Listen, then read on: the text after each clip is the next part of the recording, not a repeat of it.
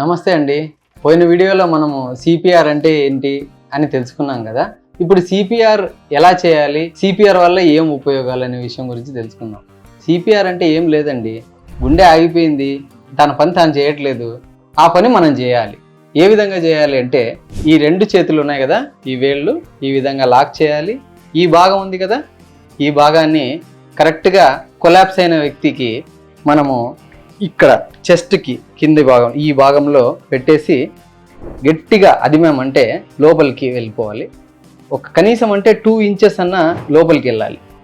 ఆ రకంగా మనం ప్రెస్ చేసి నిమిషానికి 100 సార్లు ఆ విధంగా మనం పంప్ చేయగలిగినట్టయితే మనం పేషెంట్ని కాపాడే అవకాశాలు చాలా ఉంటాయి.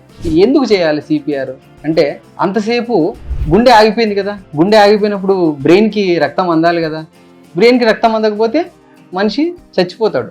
కాబట్టి అంతసేపు మనం బ్రెయిన్కి రక్తం అందాలంటే గుండె చేయాల్సిన పని మనం బయట నుంచి మనం చేస్తాం అనమాట. సో ఈ సిపిఆర్ని ఎంత తొందరగా చేస్తే మంచిది అంటే, కొలాప్స్ అయ్యాడు పేషెంట్, నీ ముందర కొలాప్స్ అయ్యాడు, కుప్పకూలిపోయాడు, ఇక్కడ పెట్టండి చెయ్యి, పల్స్ ఉందా లేదా చూడండి, పల్స్ లేదంటే సిపిఆర్ స్టార్ట్ చేయండి. వితిన్ 2 minutes కొలాప్స్ అయిన తర్వాత వితిన్ 2 minutes కానీ చేయగలిగితే మనము మన పేషెంట్ని కాపాడుకోవచ్చు.